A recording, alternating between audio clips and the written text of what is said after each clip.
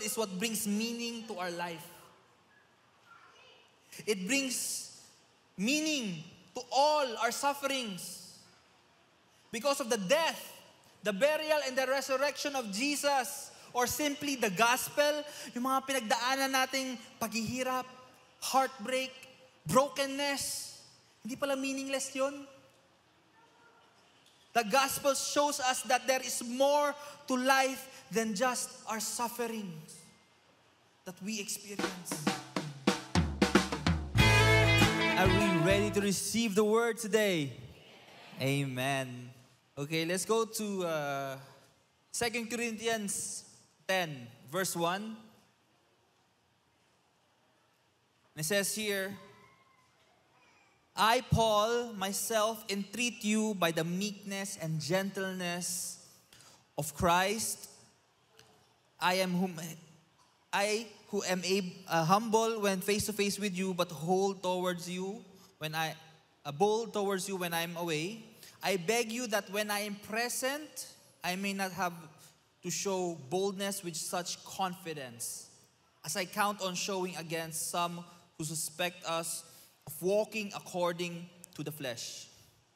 For though we walk in the flesh, we are not waging war according to the flesh. For the weapons of our warfare are not of the flesh, but have divine power to destroy strongholds. We destroy arguments and every lofty opinion raised against the knowledge of God, and take every thought captive to obey Christ. Amen. Now, brothers and sisters, Paul tells us, ang linaw na pagkasabi dito ni Paul, Paul tells us that we are at war. Yes po, we are at war. Not with people. And we don't participate in a war na gamit ang mga barel, kutsilyo, okay? But we are at war with ideas or ideologies. The world has fabricated, gawa-gawa na lang. Okay? We are at war against ideas that are against the knowledge of God or simply against the truth. Alam niyo po, nagsimula ito in Genesis 3 when the serpent opposed the word of God and caused humanity to fall. Diba? Ano ba sinabi ng serpent kay Eve? Did God really say? Yan ba talaga ang sinabi niya? Na mamamatay ka, you will die once you eat of the fruit? Kinukontra niya ang sinabi ng Diyos. He casted doubt to Eve. Okay, so nagsimula dyan. You know, brothers and sisters, let me remind you that the devil, okay, the devil is a defeated foe. Talo na yan si Satanas, amen? He cannot hurt you. He cannot make you sin. Alam niyo ba yun? He cannot make you sin. Ang nawiwirdoan ako sa mga tao sinasabi, the devil made me do it. If you have Christ Jesus in you, brothers and sisters, the devil cannot make you do anything. So he cannot make you sin. And he cannot separate you from God. He cannot, walang kaya gawin yun. He cannot separate you from God. Amen? Because we belong to Jesus. And Jesus tells us in John that no one will snatch them away from my hands. Walang tao na kaya matanggal tayo sa kamay ng ating Panginoon. Not even yourself. So the devil cannot do anything to you. Okay, the only thing the devil can do, ito lang kaya niya gawin is to lie to you, deceive you, spread lies, whisper in your ears lies. Amen? Yan lang kaya niya gawin Buti na lang tayo, we have the Spirit of God in us. That we can differentiate lie from the truth. Pero alam niyo po, yung mundo natin, yung mga unbelievers, They bought into the lie. Naniniwala sila sa mga pangloloko ni Satanas. That's why Peter writes in 1 Peter 5, verse 8, sabi dito ni Peter, be sober-minded, be watchful, be alert. Your adversary, the devil, prowls around like a roaring lion, seeking someone to devour. Alam niyo po tayo mga Kristiyano, He cannot devour us. Hindi niya tayo kaya eh. Hindi niya tayo kinakaya. Pero yung tao sa mundo, yung tao wala pa natatanggap, hindi pa nare-receive si Jesus, kinakain sila. Kinakain sila ng sistema. Kitang-kita natin to sa Pilipinas. Sa corruption sa Pilipinas. Clear as day, kitang-kita natin to. Verse 9, sabi dito, resist him, firm in your faith, knowing that the same kinds of suffering are being experienced by your brotherhood throughout the world. The devil will always try to deceive you, lie to you. Lahat tayo kinakausap niyan. Huwag mong isipin ikaw lang. Each and every one of us. That is why Paul tells us in Ephesians 6 verse 11, sabi dito ni Paul, put on the whole armor of God. The whole armor. Hindi lang helmet of salvation, but the whole armor. That you may be able to stand against the schemes of the devil. Amen? Again, church, the devil only has one weapon, and that is to spread lies. He's lying to you.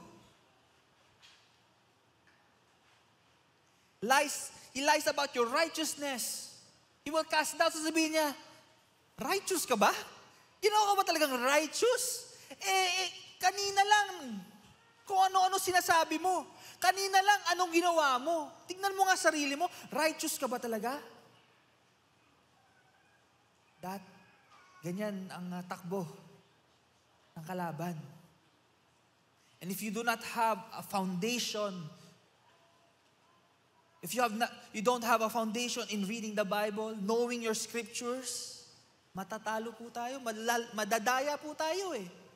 Mapapaisip ka, ay, para kang si Eve, mapapaisip ka, nga no, hindi naman, baka nga hindi ako righteous. But the Bible tells us that you have been made the righteousness of God in Christ Jesus. The devil will make you question, are you righteous? Righteous ka ba talaga? The Bible tells you that you are righteous because of the death of Jesus Christ. He will lie to you about your identity. Talaga bang anak ka ng Diyos? Talaga bang tinanggap ka na ng Diyos?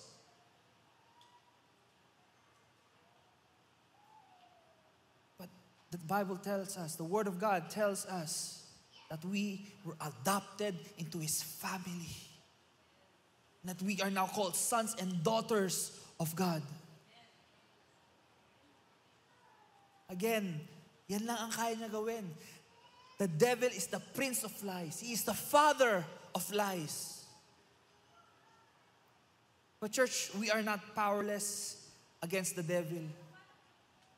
We are not powerless against the devil and his lies. God has equipped us with the only thing that can defeat lies. What is the opposite of a lie? The truth. God has given us the truth. Amen? God has equipped us with the truth. God has given us the sword of the Spirit.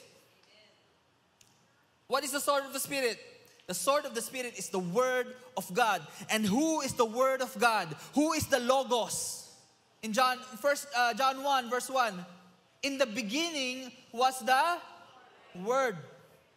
And the Word was with God. And the Word was God. The Word of God is God. In verse 14, sabi, the Word became flesh. And we know that word to be Jesus. His name is Jesus. Amen? And Jesus tells us, I am the way. I am the truth. And I am the life. Amen? So we have the sword of the Spirit. Our weapon against lies and deception of the devil, lies of the world, is Jesus, the truth. Amen? Kaya sabi dito sa 2 Corinthians 10 verse 4, sabi dito, for the weapons of our warfare are not of the flesh. Hindi po baril, hindi po kutsilyo, but have divine power to destroy strongholds. We destroy arguments and every lofty opinion raised against the knowledge of God, and take every thought captive to obey Christ. It tells us that we are to destroy strongholds or fortresses. Now, Paul is not talking about physical strongholds, physical buildings. Okay, in verse 5, kita natin dito that Paul is talking about ideas, opinions. These strongholds are ideas. Or a better way to translate this is we are to destroy ideologies. Ano ba ang ideology? Okay, according to Merriam-Webster, ideology is a manner or the content of thinking characteristic of an individual group or culture. Now, ideologies are not inherently bad. Okay? Hindi sila lahat masama o mali. Okay? But, church, may mga mali talaga eh. May mga out of this world talaga eh. Tulad na mga paniniwala na ang baby daw, na nasa tiyan pa ng kanyang nanay, ay hindi pa tao yan. Hindi pa tao yan. Okay? Kasi hindi pa siya pinapanganak. Nakakabit pa siya sa nanay niya. Alam mo ba, sabi nilang iba, parasite lang yan. Doc, may masasabi ka, maling-mali. Parasite lang daw yan. Kasi it's feeding from its mother. Hanggat hindi daw lumalabas yan sa tiyan ng kanyang nanay, hindi pa tao yan. Sabihin nila, okay lang i-abort yan kasi hindi pa yan tao. Wala pang feelings yan, wala pang nararamdaman yan. That is not a life according to them. Alam niyo ba sa Amerika, in some states, they approve of late-term abortions. Ano ibig sabihin ng late-term abortion? Up to 9 months, pwede mo i-abort ang bata. Hello, ang 9 months na bata sa tiyan ng nanay, pwede na mabuhay sa incubator. Tama po ba? So, we have people like this that have these ideas. And they truly believe, hindi, lang yan, hindi pa yan tao. Now, this is clearly a direct counterclaim to what the Word of God says. Jeremiah 1 verse 5, sabi dito, before I formed you in the womb, I knew you. Before you were born, I sanctified you. I ordained you a prophet to the nation. Now, yes po, in this context, God is talking about Jeremiah. Okay, in this context. But it shows that God knows us. Before we were even in the womb o nasa tiyan ng ating nanay, kilala na tayo ng Diyos. We already have a personhood. Okay, before we were placed in the womb of our mother, God already knew us. Psalms 139 verse 13, sabi dito, for you created my innermost being. You knit me together in my mother's womb.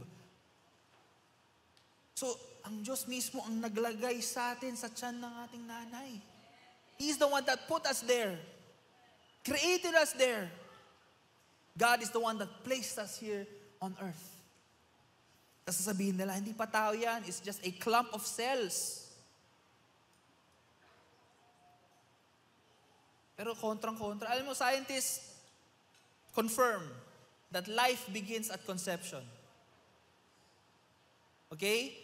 Or as soon as the egg has been fertilized, may transformation na nangyayari.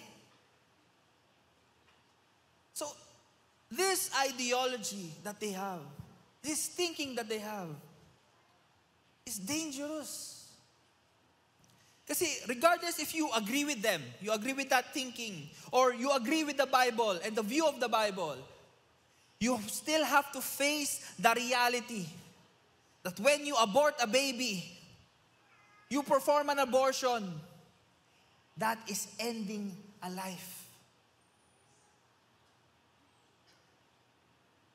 That is murder, church. You still have to face that. Kung sabihin natin, some people agree with that. They still have to face God at the end of days. And God will tell them, hello, that was a murder. Pumatay kayo. Ano sabihin nila? No, clump of cells lang yun, Lord.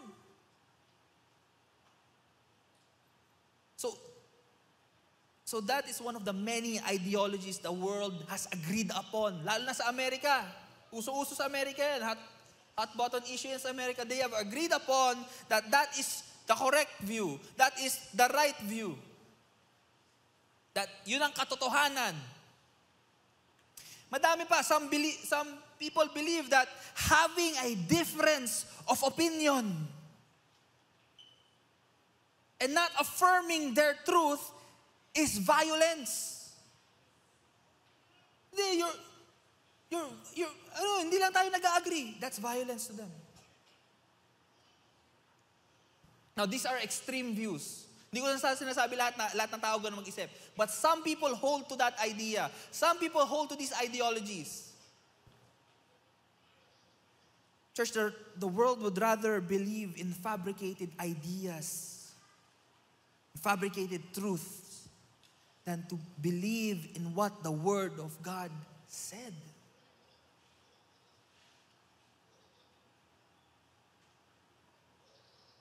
Mas gusto nila pa yung gawa-gawa. Ito yung sinasabi ni Paul na itching ears. 2 Timothy 4 verse 3, sabi dito, for a time is coming when people will no longer listen to sound and wholesome teaching. They will follow their own desires and look for teachers who will tell them whatever their itching ears want to hear. Pupunta daw sila sa mga teacher, sa mga tao na gusto nila yung ina-affirm lang yung nararamdaman nila. But that's not real life. You're living in a bubble kung ganun ka. You're living in an echo chamber kung ganun ka. Your views have to be challenged. Verse 4, they sabi dito, they will reject the truth and chase after myth.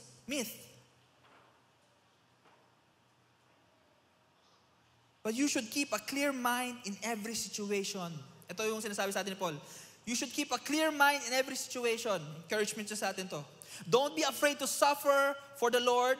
Work at telling others the good news and fully carry out the ministry God has given you. Huwag po tayo matakot to say, hey, how you think is wrong. And Jesus loves you.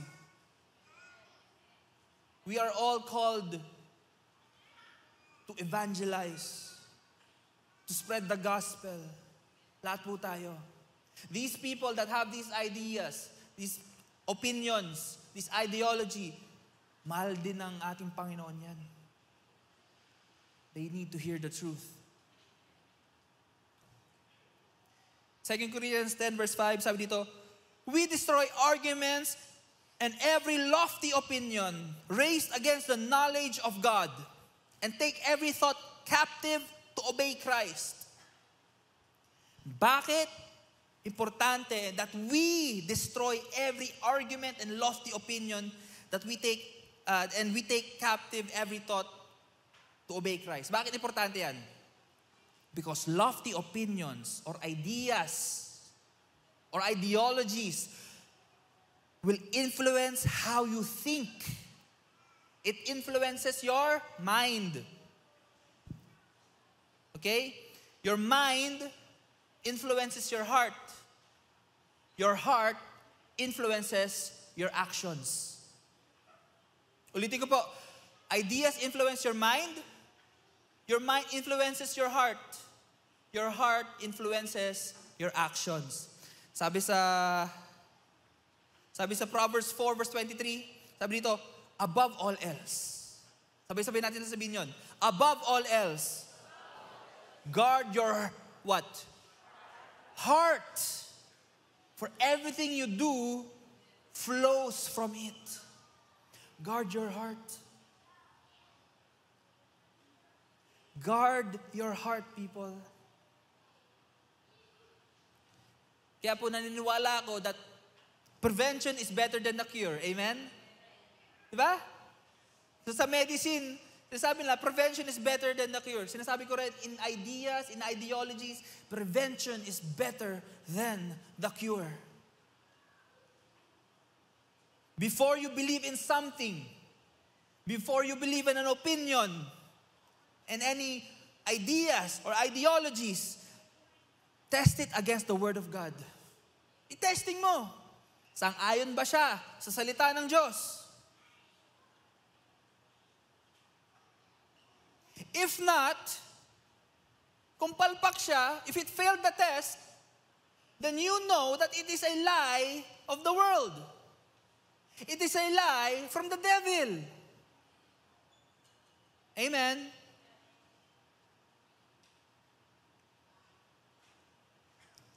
Now,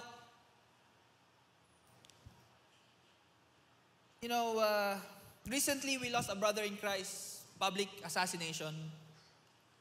His name was Charlie Kirk. I'm not sure if anyone is familiar, pero I'm sure nakita niyo sa Facebook.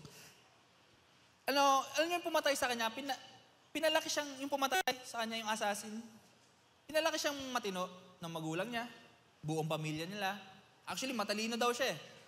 Lumabas yung grades niya nung college siya. They saw that he is a smart kid. Pero when he was in college, he was influenced to believe. Okay? He was influenced to believe that what Kirk was doing and what he was saying was hateful and violence towards people. Okay? Na-influensyahan siya. So look what happened, It influenced his mind. Yung mga ideas na yon, it influences his mind. Na hateful na tao si Kirk. That it is violence that he's doing. So on and so forth. It influences his mind. His mind influenced his heart. He harbored hate, anger in his heart. His heart influenced his action. And his action was to climb up on a rooftop and shoot someone sitting down trying to have a conversation with someone else. In front of thousands of students. Okay? So imagine guys, he murdered, assassinated a man for having a different opinion than he has.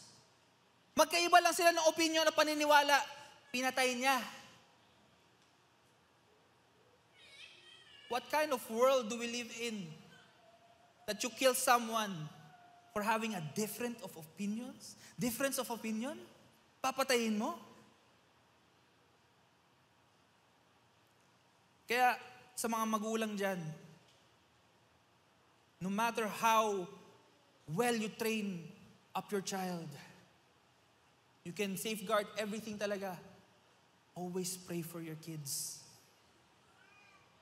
Always. You don't know what they are hearing outside.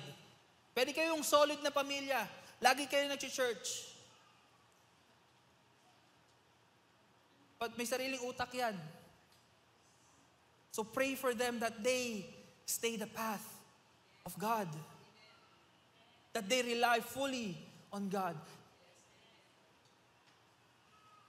Imagine, this person destroyed 2 families. The Kirk family and his own. So be careful. Be mindful of who your kids hang out with. Be mindful of how they associate themselves with others. But at the end of the day, it's not your fault. If you train them according to the Word of God, raise them up in the church, and they still strayed, it's not your fault. But as much as you can, kung kaya nyo, pagsabihan nyo. Amen? So brothers and sisters, the world is getting darker and darker. That is why now more than ever, we should be bold in our faith. Okay? Wag na tayong mahiya sa pinaniniwalaan natin. Alam niyo ba na sobrang proud at sobrang saya ng ating Panginoon sa atin kasi tinanggap natin si Kristo na naging anak niya tayo. Sobrang proud siya. Imagine na lang natin yung pagtakbo ng tatay ng prodigal son towards the son that did not deserve forgiveness. Laking tuwa ng tatay niya makita niya yung anak bumabalik, and that is us. And niyakap niya yung anak niya regardless kung gaano kabaho siya. Amoy baboy siya, wala pang ligo yung tao na yun. May masakit siyang ginawa sa kanyang tatay. Pero the father ran towards him and hugged him. And I want you to realize that is you. We are all the prodigal son that the Father God has accepted back into His family. So God is proud of you. God is happy that you are His son, His daughter. Pero yung iba, ikinakahiyaan nila na Christian sila. Kasi baka ma-off yung mga kaibigan ko sa akin eh. Baka ma-off sila sa akin eh. Baka ma-offend sila eh. You know, we have people in this world that have parades and march down the streets for their lifestyle and their ideologies. Tapos tayo mga Kristiyano, hindi natin masabi in our everyday life na Kristiyano ka, na proud to be Christian ka, na proud to be saved by grace through faith alone. Hindi mo kaya ipagmalaki yun sa buong mundo, na niligtas ka ni Kristo. Ang lungkot naman nun. Nothing against those, the people that are marching. I have nothing bad to say about them. If they want to do that, they do that. Pero tayo mga Kristiyano, we should be able to, we don't need to march down streets. We don't need to have our own parades. Living a life, a Christ-like life, living and saying na Kristiyano ako and I'm proud to be Christian is enough. And some of us can't even do that. Kasi baka ma-off yung kapitbahay ko, baka kasi ma-off yung neighbors ko eh. Yung co-worker ko, nakakahiya naman eh, baka iwasan ako. Hindi ko iwasan ka, good. You don't need people like that in your life.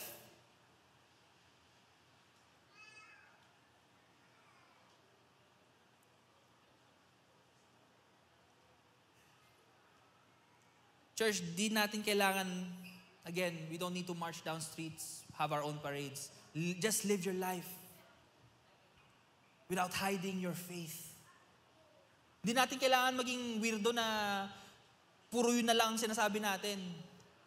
But your actions, people should see your actions na, wow, may something kay brother, may something kay sister. Tapos pag tinanong lang, ano yung something mo? Bakit lagi kang masaya? Bakit lagi kang blessed? Ano meron? Christian ako eh. Jesus Christ saved my life. Huwag po tayong mahiya sabihin yon sa harap ng mga tao. That does not make you religious. That does not make you a fanatic. It makes you a son and daughter of God. Amen? So simply living your life as a Christian without shame is enough. Church, it's time to stop caring what the people around you think. Oras na para tigilan natin ang pagiging people pleaser natin. Sabihin mo sa katabi mo, huwag kang people pleaser. Instead, we should be focused on what is pleasing to God. Do things that pleases God. Ano ba mas importante? Opinion ng tao o opinion ng Diyos? Kasi ang opinion ng tao sa'yo, wala ka namang kwenta eh. Ang opinion ng Diyos sa'yo, namatay ako para sa buhay mo.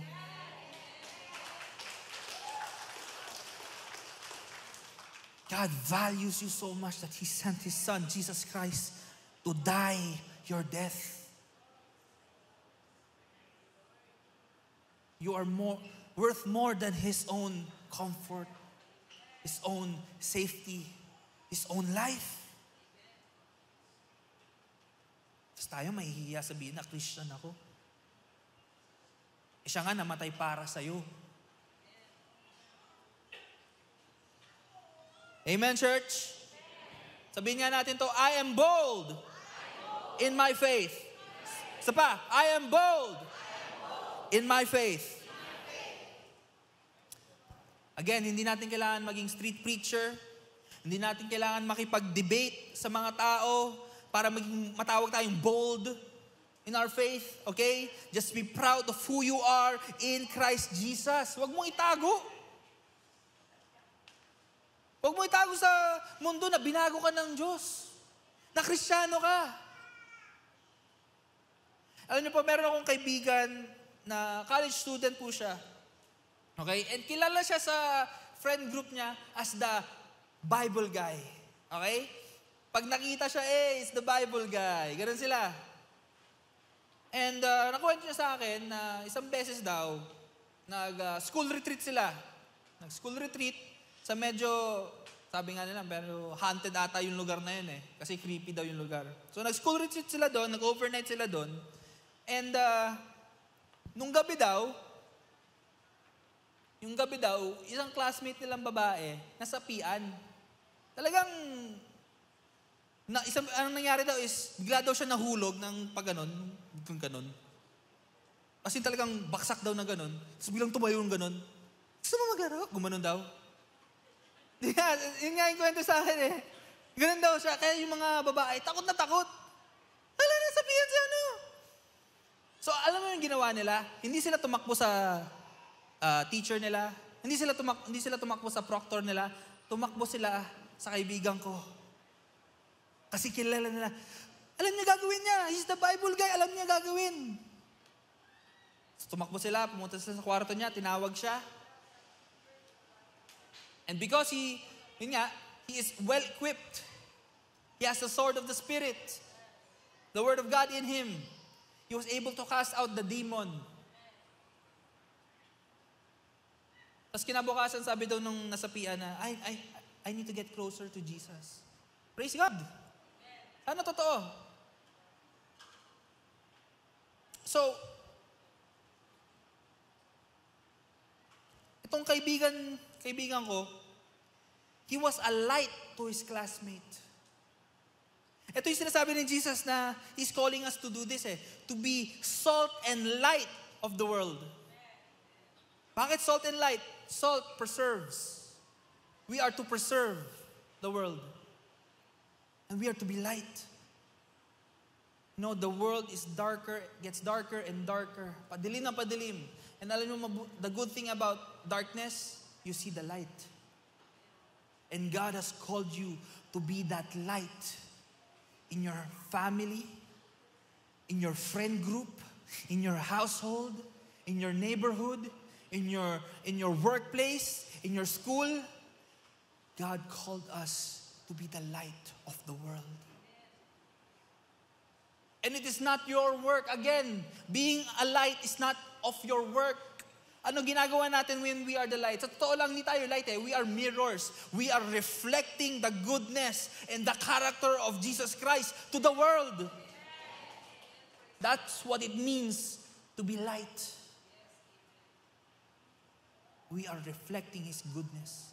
We are reflecting His love, His grace, His mercy, and His peace to the world.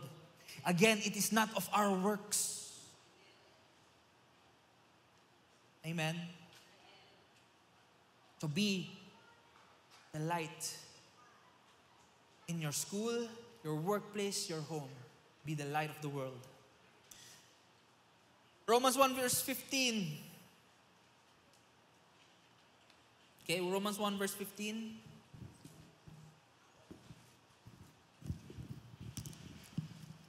Okay, it says here,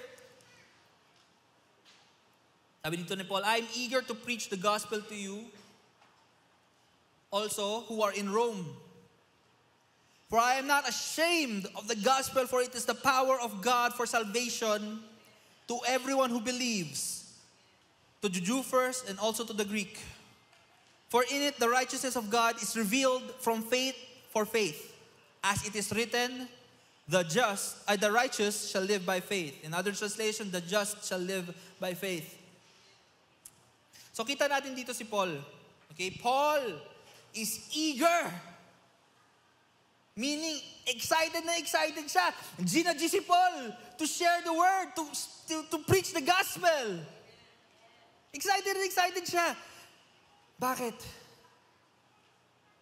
Kasi alam niya yung power. He knows the power of the gospel message. Kaya si Paul hindi niya kaya itago itong mabuting balita na natanggap niya.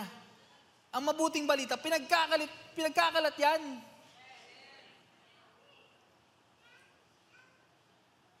Kasi ito ang nagligtas sa kanya. Ito ang nagbigay ng buhay sa kanya. The gospel is what brings meaning to our life.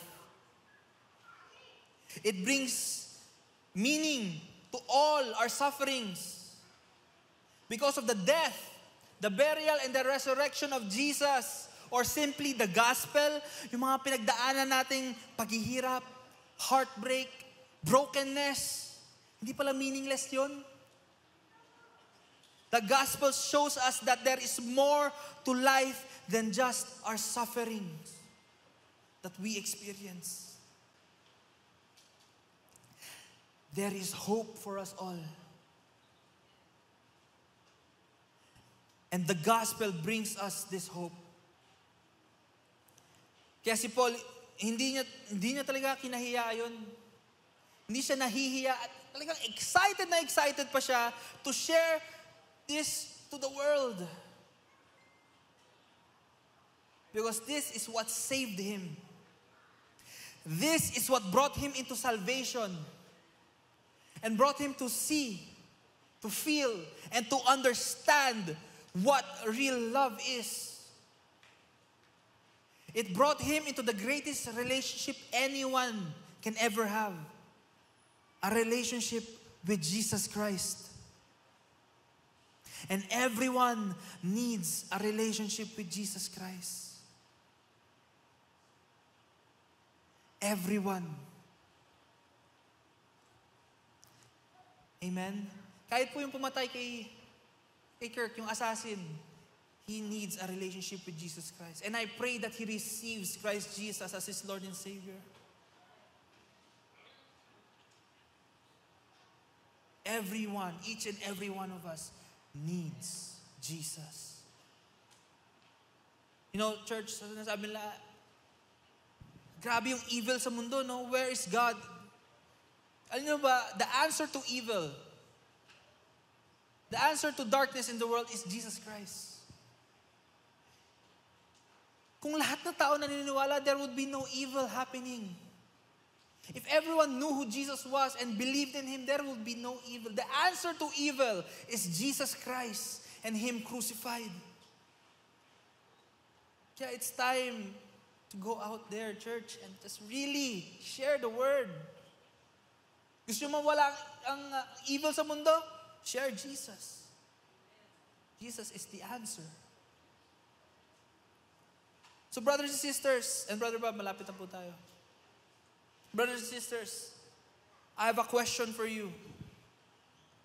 Okay, this is a genuine question from me to you. Okay? And sagutin nyo lang ng sayo nyo lang. The question is, are you ashamed of the gospel that saved you? Are you ashamed of the gospel that saved you? Ask yourself, am I ashamed to share this to my family? Am I ashamed to share this to my co-workers? Am I ashamed to share this to my classmates? Am I ashamed to share this to my neighbors? Ask yourself. Okay? Genuine question ko yan sa inyo. If the answer is yes, kung sakali ang sagot nyo, yes. Okay? Don't be condemned. I don't want you to be condemned. I don't want you to feel condemned. Walang condemnation lalabas dito sa pulpit na to. Okay? There is no condemnation here. But kung sakali yan, ang sagot mo is yes, I would like to encourage you to read more of your Bible. And understand how much you needed to be saved. Understand kung gaano kadumi, kung gaano kasama yung mga pinaggagawa natin before we were saved.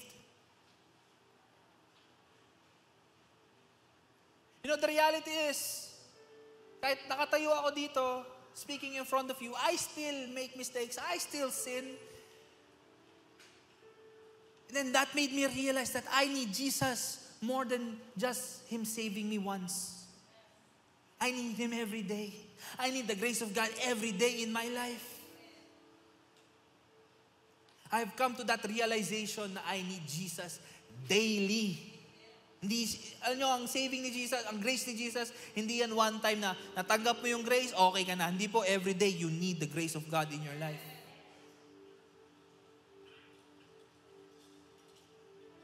So again, I encourage you to read your Bible and realize how much you needed to be saved by Jesus Christ.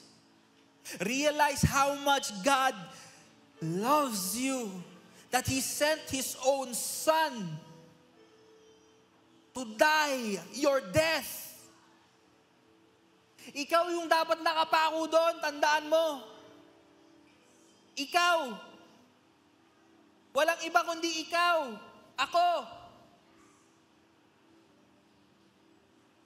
But Jesus Christ, the Father God, loves us so much. Kasi alam niya hindi natin kaya. And He wants to spend eternity with us.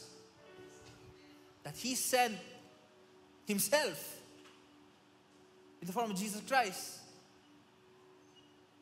the second part of the Trinity, to die your death. And those who believe in it received eternal life. And God wants to spend eternal life with you. That is how much God loves you. So again, if your answer is yes, nahihiya pa ako, read your Bible. Learn more about Jesus. Learn more about His grace. Learn more about the love of God for you. If your answer is no, hindi ka ashamed, what is stopping you from sharing the gospel message? Oras na po para kumilos. Jesus is coming back soon. There is no time to waste. Hindi na excuse yung, Zach, ano kasi ako introvert kasi ako mahihain akong tao Hindi na po excuse yan. No one is asking you to do what I'm doing na nakatayo dito sa stage to preach to hundreds of people. No one is asking you to do that. You know, I am not here, standing here, kasi gusto kong tumayo dito para magsalita.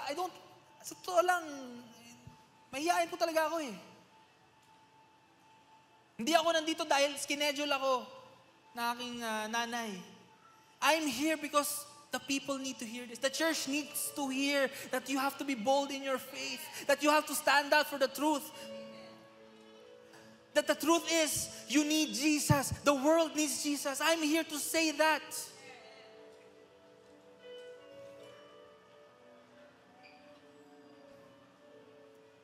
You don't have to do what I'm doing to be bold in your faith, to share the gospel. Alam niyo, kailangan niyo gawin? You just start by talking to one person.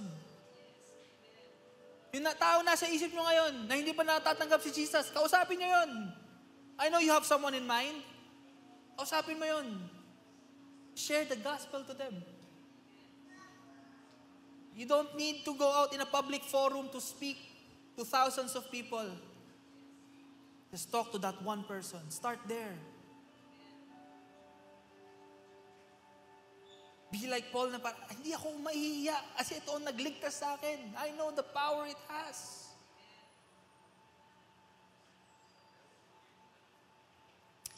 Meron po isang atheist, nakakatawa, atheist pa nagsabi nito eh. Pero atheist siya, si Penn Jillette. If kilala niyo yung magician duo na Penn and Teller, siya po yung mas matangkad.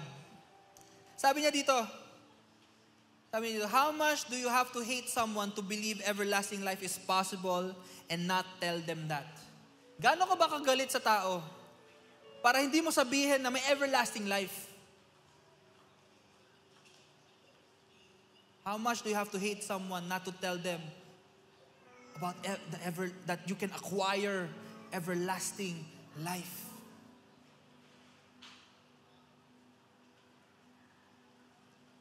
Brothers and sisters, as Christians, we operate in love, not hate. We operate in love. And the most loving thing to do is to tell people the truth, regardless kung masasaktan sila. Regardless if they will push you out of their lives. Regardless if they will hate you. The most loving thing you can do is to tell them the truth. And again, Jesus tells us in John 14, verse 6, it says here, Jesus said to him, I am the way. I am the truth. I am the life. No one comes to the Father except through me.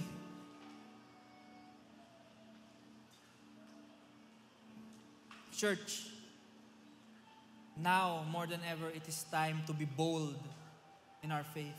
It is time to get out of our comfort zone and start spreading the gospel and start evangelizing to the people you know.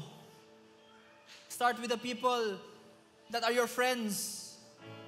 You don't have to do this in front of strangers. Kung hindi kayo tinawag for evangelistic ministries to random strangers, start with your friends, start with your family. May kanya-kanya tayong calling. And may kanya-kanya tayong position. Sa workplace man o sa school, nilagay tayo dyan ng ating Panginoon for a purpose. To share the gospel message. The power of salvation. So that each and every one of us will be saved. And don't worry. If tinanggihan ka nila, okay, no problem. Move on to the next person. Your job is to plant the seed. Okay? Your job is to plant the seed. Kung iba may magdidilig, di good. But remember, the harvest is the Lord's. Tayo lang taga-plant, tayo lang taga-dilig, but the harvest is the Lord's. Kung ikaw yung nag-plant, good. Kung ikaw yung nag-take care at nagdilig, good. But remember, the harvest belongs to our Lord. Start planting seeds. Start planting the seed of the gospel in their hearts.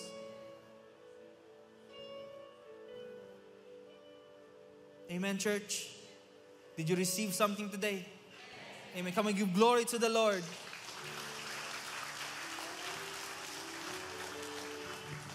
Amen. Sabay-sabay po nga natin sabihin, I am bold in my faith. One more time. I am bold in my faith.